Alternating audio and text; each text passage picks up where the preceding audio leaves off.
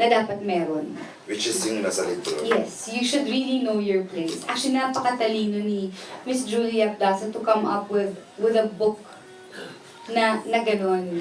Kasi masakit na nga pakinggan yung mistress, masakit pakinggan yung kabit, diba? Pero nag-i-exist sila.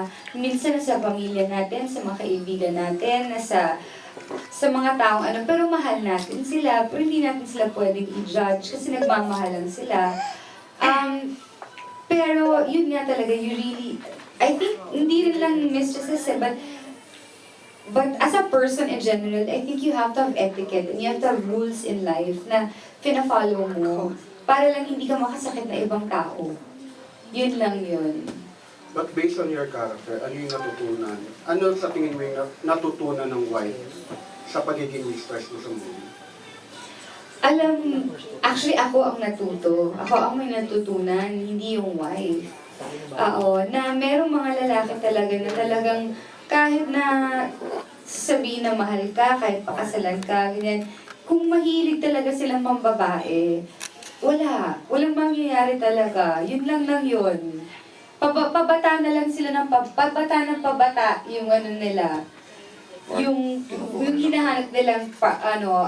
At saka yung pinakamasakit dito yung kay Chloe kasi na parang sa lahat kasi ng mistresses parang si Chloe sa society parang siya yung kilala na na party goer, pero alam na ang na she's very successful, pero Self-made siya, ha? head siya ng advertising company, agency, tapos mas alam ng tao na she likes older men.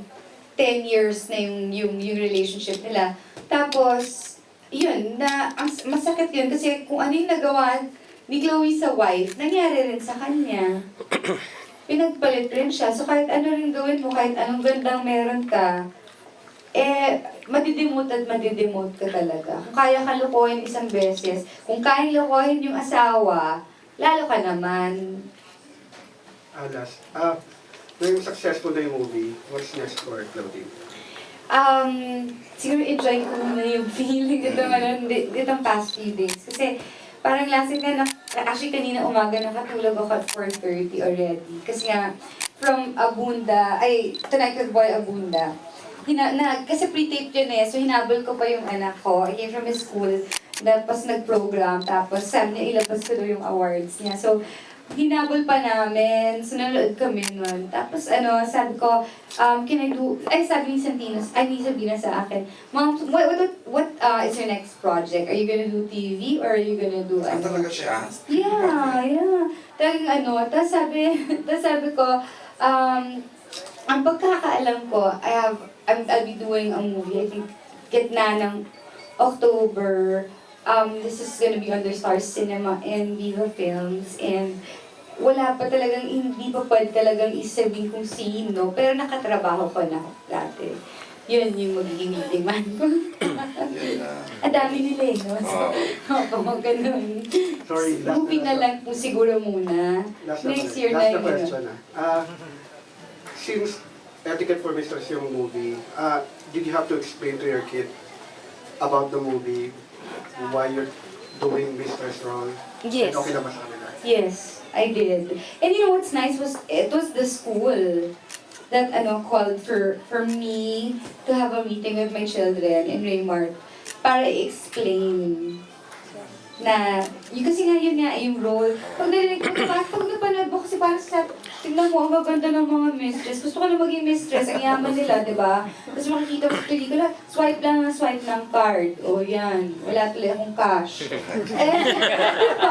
Gusto na lang, parang ganun sabi dati, gusto ko na maging mistress, naka-Birkin, ganito.